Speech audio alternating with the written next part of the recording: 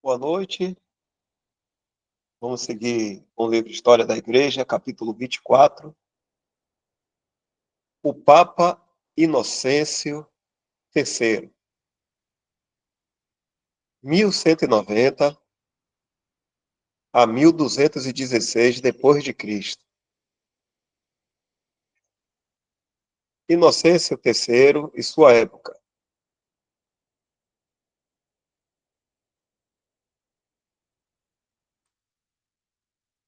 Durante o reinado desse grande Papa, a Sé Romana chegou ao seu auge. O século XIII é comumente distinguido como o grande dia da glória pontifícia, ou melhor, glória pontifícia. Vimos a aurora do pressuposto papal, ou melhor, os primeiros raios da aurora, nas ousadas concepções de Inocêncio I e Leão o Grande, no século V, Gregório o Grande, no século VII, e João, no século IX. Fizeram grande esforço em lançar as bases do grande esquema papal. Mas Gregório VII, que ergueu a superestrutura. O grande objetivo desse padre ousado, ambicioso e inescrupuloso era restaurar a Roma papal tudo o que a Roma imperial tinha perdido. E assim estabelecer a cadeira de São Paulo acima de todos os outros tronos. Mas o ousado Papa pereceu em sua luta desesperada. Roma foi tomada, como vimos. Hildebrando, ou Gregório VII, foi obrigado a fugir e morreu em exílio em Salerno. Por mais de 100 anos após a sua morte, nenhum papa que se sentou na cadeira pôde completar a obra que ele tinha iniciado. Mas no início do século XIII, o gênio superior de Gregório foi ultrapassado por Inocêncio. Os ousados esquemas que o primeiro tinha planejado foram plenamente executados pelo último. Sem dúvida, a conjunção de muitas circunstâncias foi favorável, e os poderes de sua mente foram adaptados para o cumprimento de seu grande objetivo, de modo que obteve plenamente o que enchia a imaginação dos papas por eras: supremacia sacerdotal, monarquia régia e domínio sobre os reis da terra. O padre coroado de Roma agora movia com mão magistral e com incansável dedicação a máquina do papado, de modo que obtivesse e consolidasse a absoluta soberania da Sé Romana. Mas aqui, neste ponto, devemos fazer uma pausa para uma breve reflexão. Esforcemo-nos por compreender a mente do Senhor sobre esse grande sistema religioso e não meramente o testemunho da história.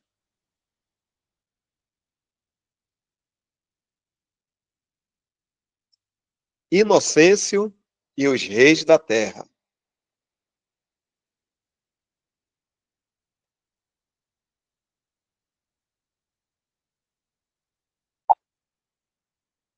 As diferentes características da Babilônia que o Espírito de Deus nos mostrou tão distintamente nesses capítulos, que é Apocalipse, capítulo 17 e 18, e que são tão odiadas por ele, encontraremos muito plenamente demonstradas na história desse pontífice. Mas é necessário que nós, tanto o leitor quanto o escritor deste livro, vigiemos contra o espírito da Babilônia que se insinua para nossos próprios corações. Não devemos supor que ela esteja confinada somente ao papado, embora lá, embora lá ela esteja publicamente entronizada e será publicamente tratada em juízo.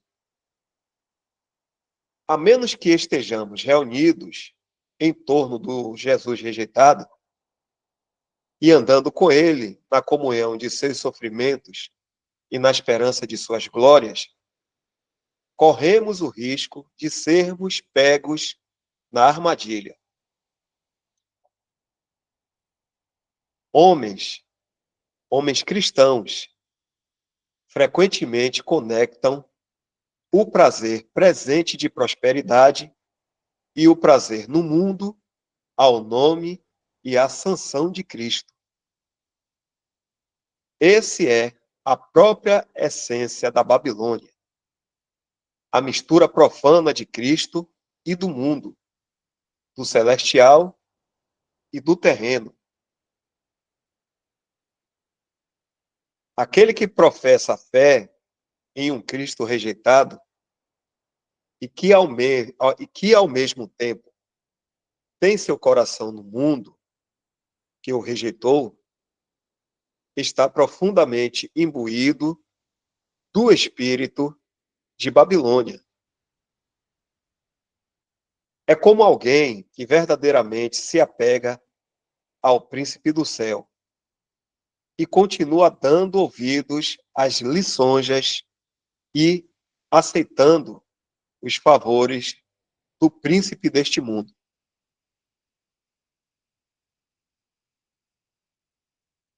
E não vemos, infelizmente, em todo lugar a indulgência de desejos mundanos na profissão do nome do Senhor? Esta é a inconsistência, a confusão, que é tão ofensiva a Deus e que ele julgará de maneira tão terrível.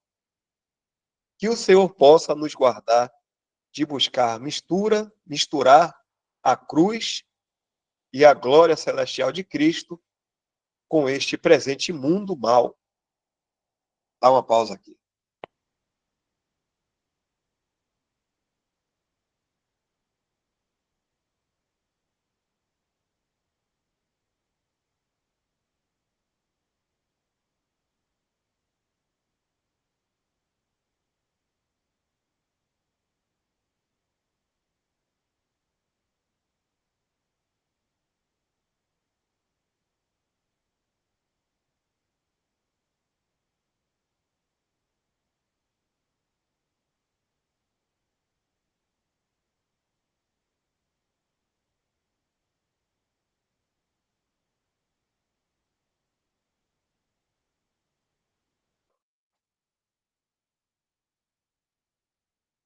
O espírito do papado é todo voltado a este mundo, com as mais elevadas pretensões de ser todo para Cristo.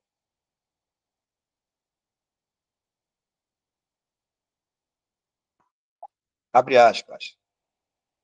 Eu me sinto como uma rainha, diz ela, e não sou viúva e não verei tristeza.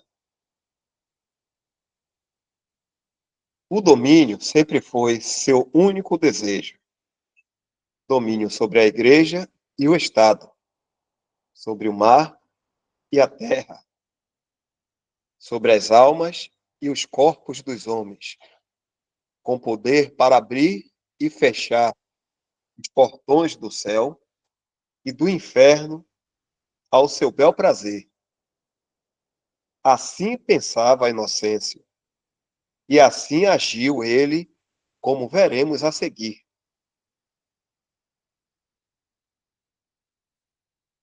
Lotário de Conte era o nome original de Inocêncio.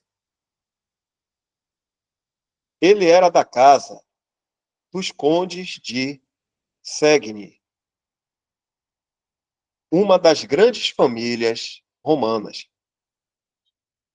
Sob a instrução de seus dois tios, os cardeais de São Sérgio e São Paulo, as grandes habilidades naturais de Lotário lhe tornaram promissor quanto ao tipo de distinção que seus amigos e parentes tanto desejavam. Mais tarde, ele adquiriu grande fama por sua erudição nas escolas de Roma, de Bolonha e de Paris. Mas a lei canônica era seu tema de estudo favorito. Na morte de Celestino III, ele foi devidamente eleito para a cadeira de São Pedro e consagrado em 22 de fevereiro de 1190,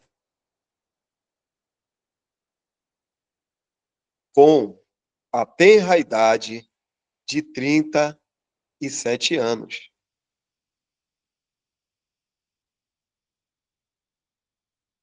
Os cardeais o saudaram pelo nome de Inocêncio, em testemunho à sua vida irrepreensível.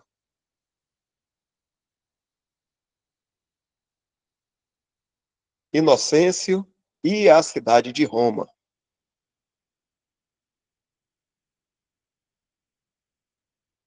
Como um homem sábio, Inocêncio começou sua grande obra de vida reformando sua própria casa. Uma simplicidade rígida foi estabelecida no lugar do luxo da corte. A multidão de nobres e bem-nascidos que antes lotavam o palácio foram dispensados, mas com belos presentes que os retinham como amigos e que asseguravam seus serviços em ocasiões de alta cerimônia.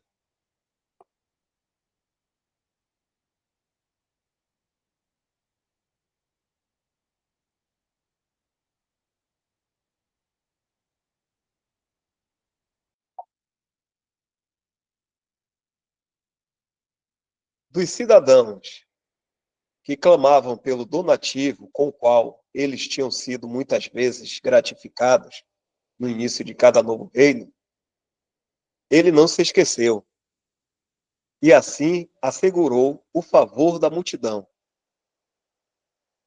Ele se assimilava à ousadia de Gregório VII e à cautela política e paciência de Alexandre III.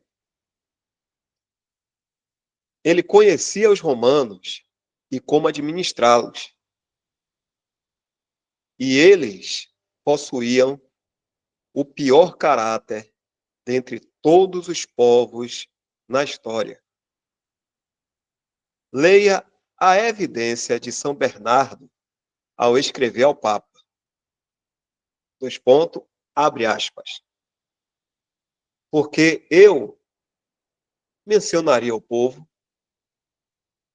é romano, não possuo nenhum termo mais curto ou claro para expressar minha opinião sobre seus paroquianos,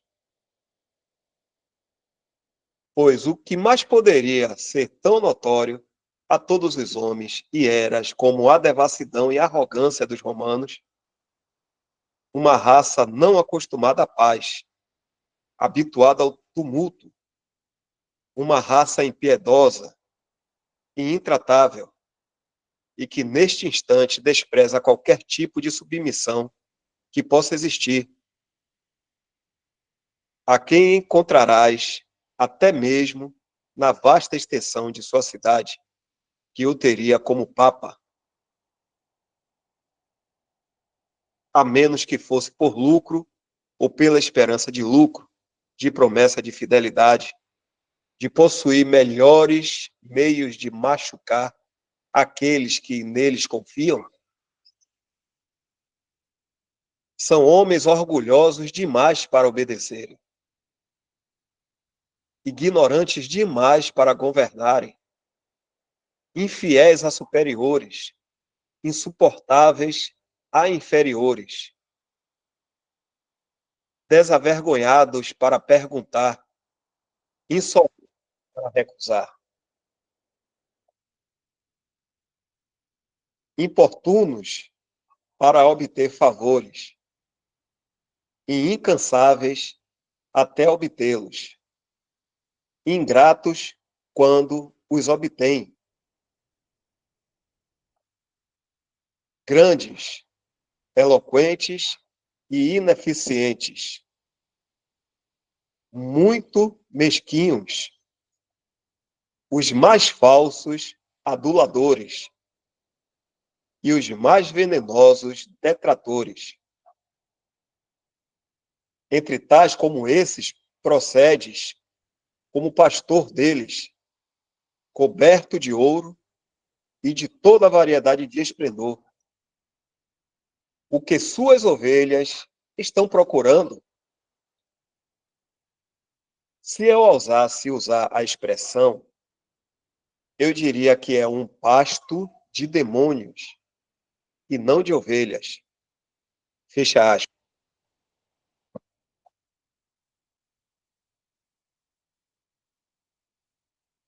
Tal como testemunhado por tal autoridade, era o caráter das pessoas que o novo pastor de Roma tinha em torno de sua pessoa e a quem ele tinha que vigiar. Mas sua mente não ficaria desanimada, mesmo pelo estilo exaustivo de São Bernardo, com grande energia, prudência e habilidade. Ele deu início ao seu reinado de sucesso.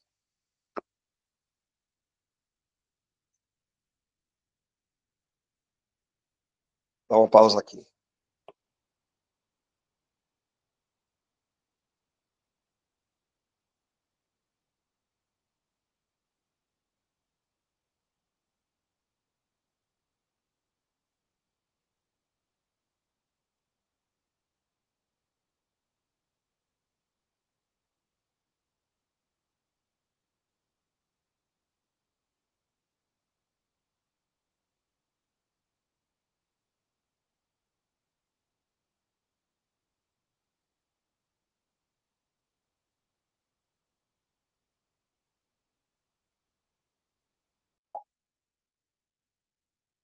Ao lado dos assuntos de sua própria casa, aqueles da cidade tinham sua atenção imediata.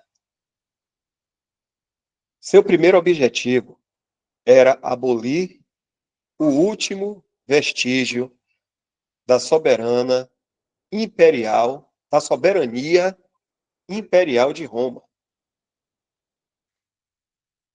Isto era um passo ousado, mas ele havia facilitado seu caminho ao distribuir silenciosa e habilidosamente dinheiro por todas as 13 regiões da cidade.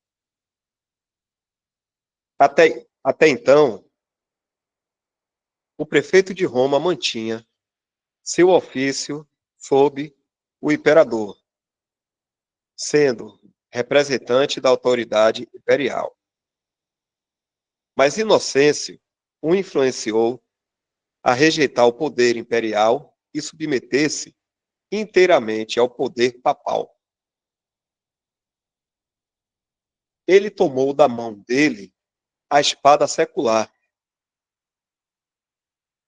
o antigo emblema de seu poder, e o substituiu pelo cálice de prata, como um símbolo da paz e amizade.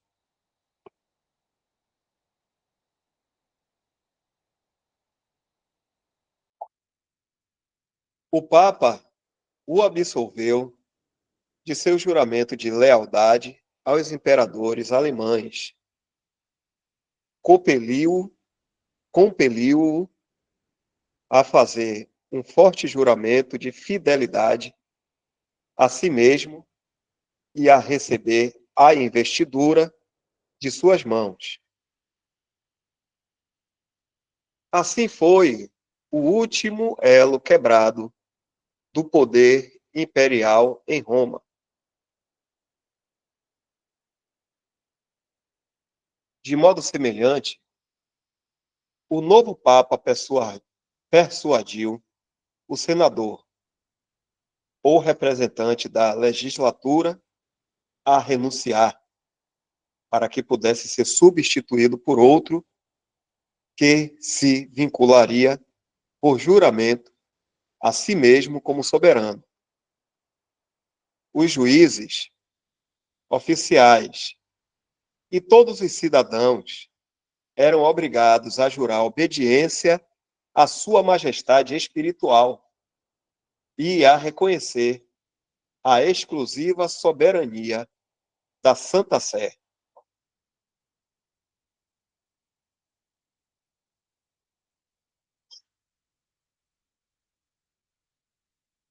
Inocêncio e o reino da Sicília.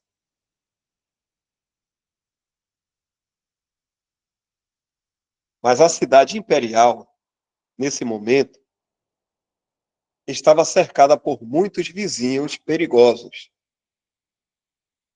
Livrar-se deles foi, então, a primeira e importante questão com a qual Inocêncio tinha de lidar. As mais belas províncias da centro e do sul da Itália, até os portões de Roma, assim como o reino da Sicília, estavam sob o jugo feroz de temíveis aventureiros alemães. Aconteceu da seguinte maneira: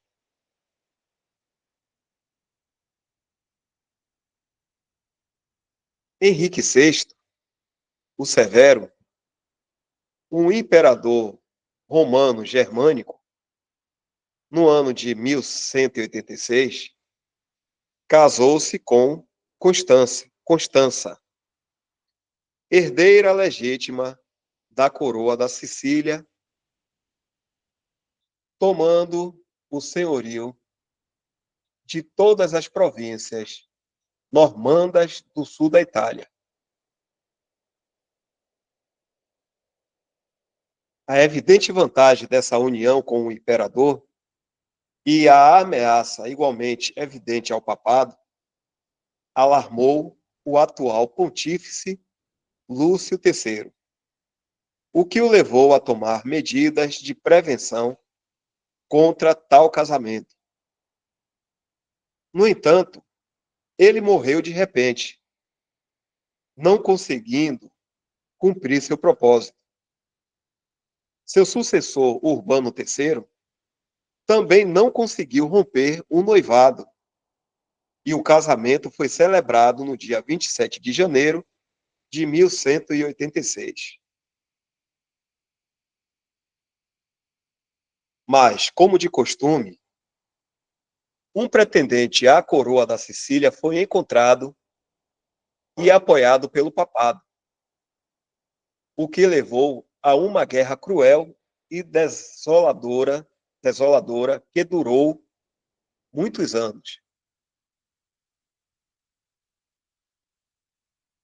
Henrique invadiu os territórios italianos com o propósito declarado de se apossar da herança de sua esposa. A expedição foi completamente bem-sucedida. Província após província caiu em suas mãos, e em pouco tempo todo o sul da Itália e o reino da Sicília se submeteram ao impiedoso tirano, o marido impiedoso de Constança. Antes de deixar os territórios conquistados, diz Grino, abre aspas, todos os grandes comandos militares foram concedidos aos mais distintos oficiais de seu exército. Castelos, terras, rendimentos, grandes poderes e dos mais diferentes tipos foram despejados sobre a multidão de aventureiros e mercenários, cujo único objetivo era saquear e cuja ganância não tinha o mais remoto respeito pelos direitos ou pelo bem-estar daqueles a quem foram designados a governar. Filipe, o irmão de Henrique, duque da Suábia, foi encarregado do governo da Itália Central, incluindo os estados da Condessa Matilda e o Ducado da Toscana.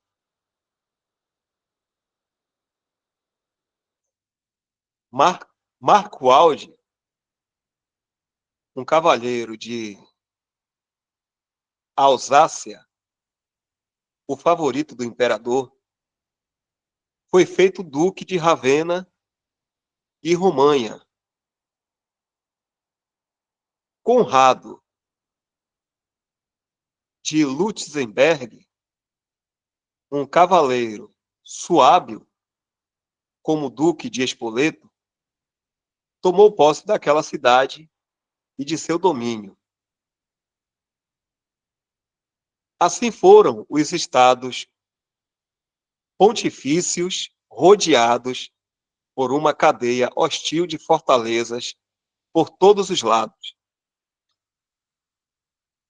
A comunicação com o mundo exterior foi rompida, mas a mão mestre, que era necessária para dirigir e controlar as diferentes guarnições, foram repentinamente retiradas.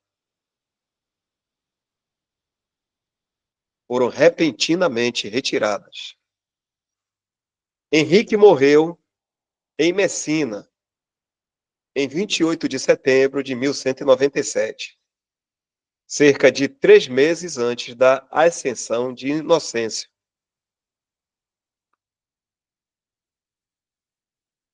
Nos referimos, assim, rapidamente à ocupação militar do país quando Inocêncio tomou as rédeas do governo.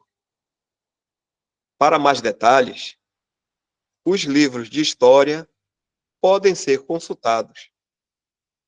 Mas, como nosso objetivo neste capítulo é mostrar como o poder eclesiástico triunfou completamente sobre o poder civil, sentimos ser necessário mostrar a forte posição deste.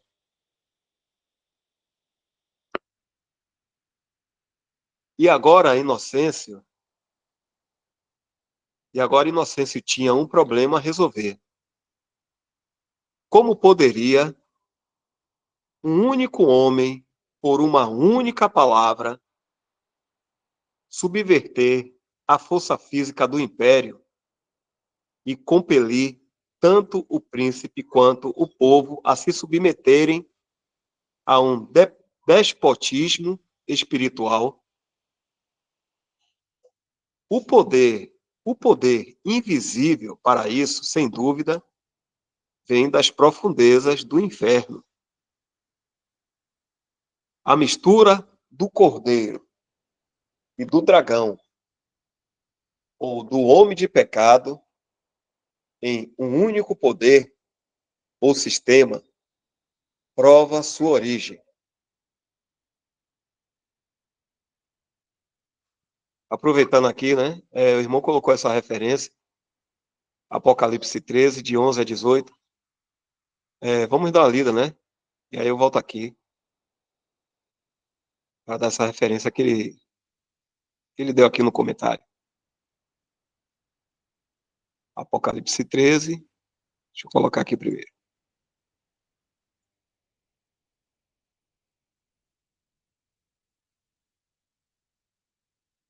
De 11 a 18.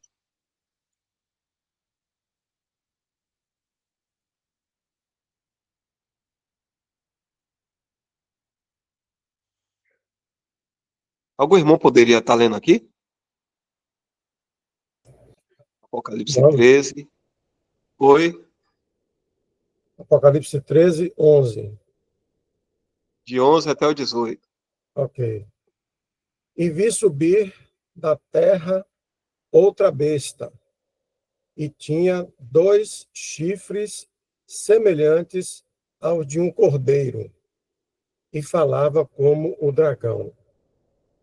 E exerce todo o poder da primeira besta na sua presença, e faz que a terra e os que nela habitam adorem a primeira besta, cuja chaga mortal fora curada. E faz grandes sinais, de maneira que até fogo faz descer do céu à terra, à vista dos homens. E engana os que habitam na terra com sinais que lhe foi permitido que fizessem em presença da besta, dizendo aos que habitam na terra que fizessem uma imagem à besta que recebera a ferida de espada e vivia.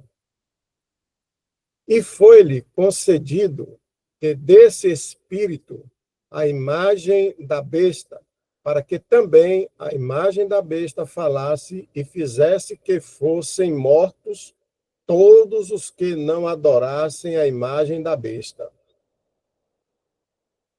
E faz que todos, pequenos e grandes, ricos e pobres, livres e servos, lhes seja posto um sinal na mão direita ou na testa, para que ninguém possa comprar ou vender, senão aquele que tiver o sinal, ou o nome da besta, ou o número do seu nome.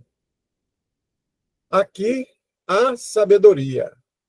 Aquele que tem entendimento, calcule o número da besta, porque é número de homem, e o seu número é 666.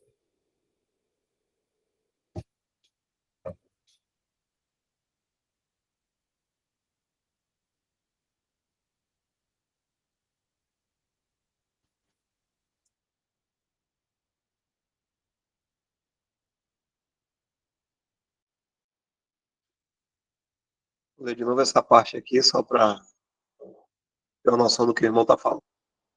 O poder invisível para isso, sem dúvida, vem das profundezas do inferno.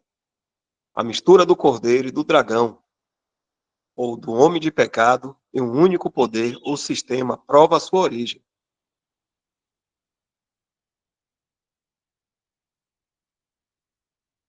Algum comentário?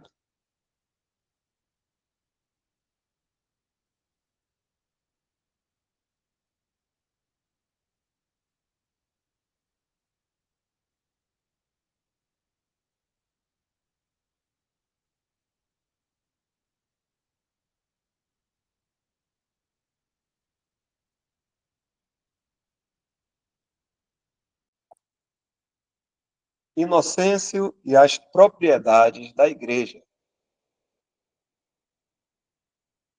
A morte de Henrique Os ciúmes e rivalidades dos chefes germânicos e o estado exasperado dos italianos preparou o caminho para o pleno exercício dos grandes poderes da administração de Inocêncio.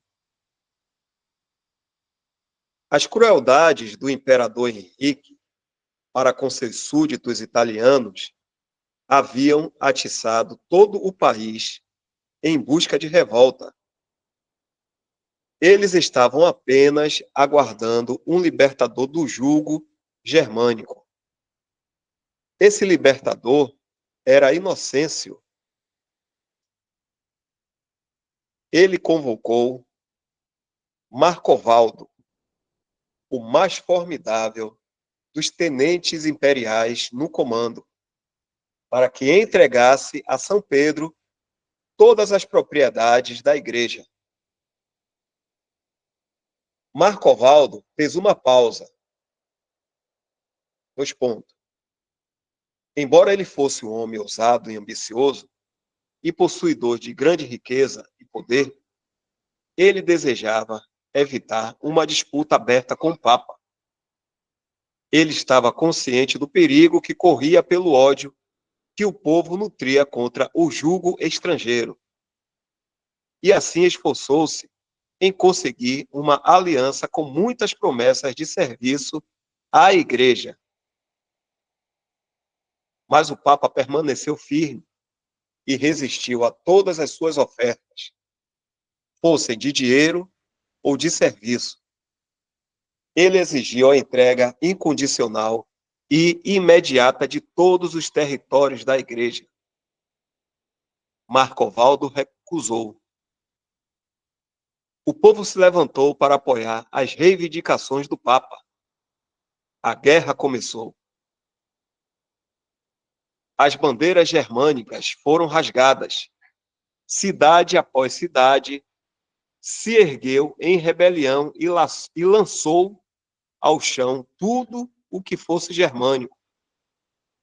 Marcovaldo, insultado e ardendo em ira, vingou-se ao sair dos portões de Ravenna, devastando toda a região, queimando, saqueando, destruindo propriedades e colheitas, castelos e igrejas.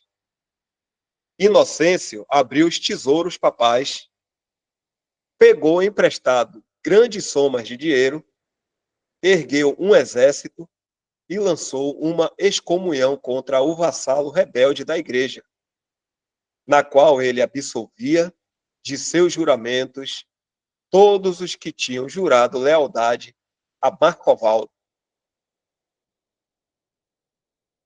A queda de Marcovaldo encheu os outros de consternação. Eles propuseram termos de paz e ofereceram pagar tributo, mas Inocêncio não queria aceitar nada. Ele reivindicou a posse dos domínios patrimoniais sem reservas. Declarou-se herdeiro da doação da Condessa Matilde e soberano do Ducado da Costana. Mas nenhum evento vindo em consequência à doença do imperador foi mais importante para o papado do que a conduta infiel da imperatriz Constância. Imediatamente após a morte de seu marido, embora tivesse deixado a guarda natural do reino, separou-se da causa germânica e retornou a Sicília com seu filho pequeno, Frederico. Ela abraçou os interesses de sua terra natal, lançou-se nos braços da Santa Sé, fez com que seu filho fosse coroado em Palermo e solicitou a investidura pontifícia do reino para seu filho, como um feudo da Sé papal. Inocêncio viu sua própria força, sua fraqueza e fez seus próprios termos. A imperatriz e seu filho foram obrigados a reconhecer a superioridade feudal absoluta do Papa sobre todo o reino de Nápoles e Sicília, e que pagassem um alto tributo anual. Os guerreiros germânicos foram obrigados a se retirarem para os castelos no continente, mas apenas para que meditassem em sua presente derrota e futura vingança. As conquistas de Inocêncio tinham sido rápidas e estavam aparentemente completas. Em menos de um ano após sua ascensão ao trono papal, ele era virtualmente o rei da Sicília e mestre de seus próprios grandes territórios. Por meio de seus legados, ele fez sua presença ser sentida e forçou a obediência em todos os seus recém-adquiridos domínios. Mas, como sempre, a besta na qual monta a mulher tornou-se ainda mais obstinada. Os territórios, fortalezas, cidadelas e terras que tinham sido recuperadas dos germânicos foram reivindicadas pela Sé Papal como sendo sua possessão.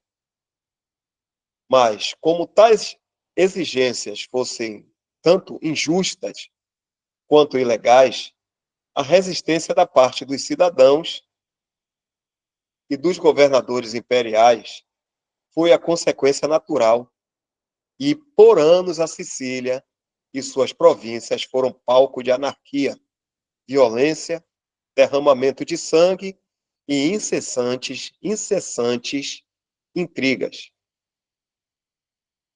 E ainda assim, nessa mesma época, Inocêncio lembrou aquelas cidades que se opunham a entregar-lhe o total benefício de sua duramente adquirida libertação da terrível natureza do poder a que eles ousaram se opor. A falta de confiança deles para com o Papa era considerado um crime contra o próprio Senhor Jesus, cujo sucessor era ele, abre aspas, alguém em que não havia pecado algum, nem na sua boca se achou engano, fecha aspas. Podia a blasfêmia ser mais ousada ou mais descarada? Poderia haver uma tentativa mais perversa de unir o dragão e o cordeiro? Já são 9h04, irmãos. A gente deixa essa parte aqui para a próxima semana. Não sei se algum irmão quer fazer alguma ressalva final. Então a gente encerra aqui.